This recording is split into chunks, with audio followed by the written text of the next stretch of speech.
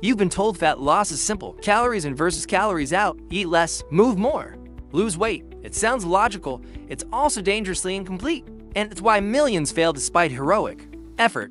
A 2021 meta-analysis in obesity reviews examined 29 studies on calorie-restricted diets. Result: 80% of subjects regain weight within 12 months.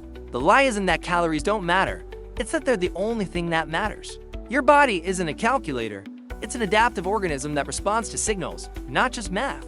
If you've ever lost weight then gained it all back, common adaptation below.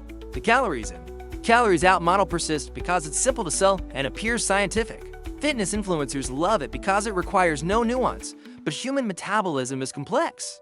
Your body regulates energy balance through hormones: insulin, leptin, ghrelin, cortisol. Thyroid, not just arithmetic. Harvard research showed to groups eating identical calories, but different macronutrient ratios lost fat at different rates. High protein group lost 40% more fat. Why? Protein increases metabolic rate and preserves muscle.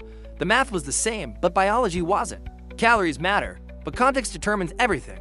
This is the part nobody wants to explain because it's harder to sell. Here's what CICO ignores. Metabolic adaptation: cut calories aggressively. Your body down-regulates thyroid output, reduces NEAT, and increases hunger hormones. Research from the University of Alabama showed subjects on 1,200 calorie diets reduced resting metabolic rate by 400 calories within 8 weeks. They weren't losing 1 pound weekly as predicted, they were losing 0.3 pounds because their calories out dropped to match intake. This is why crash diets fail. Your body is trying to save your life. Perceiving calorie restriction as famine, it fights back hormonally. You think you're losing the willpower battle. Really, you're losing the hormonal battle. Subscribe if you want the solution, because I'm about to give it to you. The lie ignores body composition. Lose 20 pounds of mostly muscle versus 20 pounds of mostly fat. The scale shows the same number, but your body is completely different. Muscle tissue burns 6 calories per pound daily at rest. Fat burns 2 calories per pound. Lose 10 pounds of muscle. You've reduced daily calorie burn by 40 to 60 calories. That compounds over months into thousands of calories. Tufts University research showed dieters without strength training lost 25% of weight from muscle. Strength trainers only 5% muscle loss. The scale doesn't differentiate your metabolism. Absolutely does. This is why people who lose weight often look worse, not better. They lost the wrong tissue. Here's what actually drives fat loss: caloric deficit combined with hormonal optimization and muscle preservation. 3 principles. 1. Prioritize protein 1 gram per pound body weight minimum. This preserves muscle and increases thermic effect of food 30%. 2. Strength train 3 times weekly. This signals your body to keep muscle during deficits. 3. Moderate deficit only 15 to 20% below maintenance, not 40.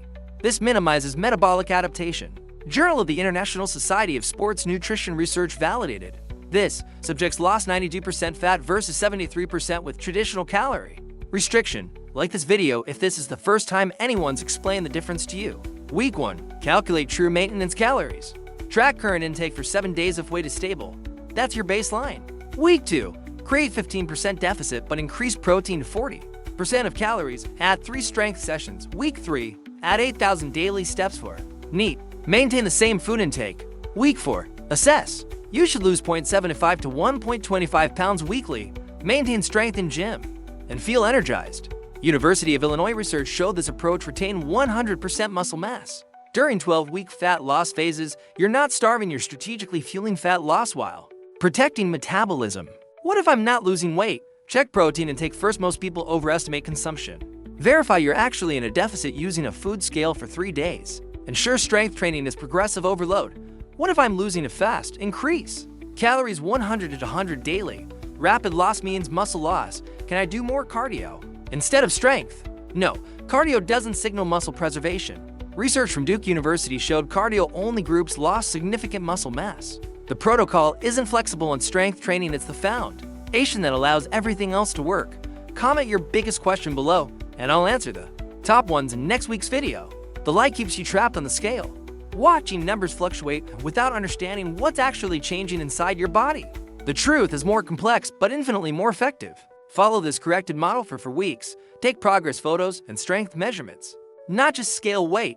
Post your results in the comments. I want to see how many people finally escape the sicko trap. Fat loss isn't simple, but it's systematic. You now have the real system.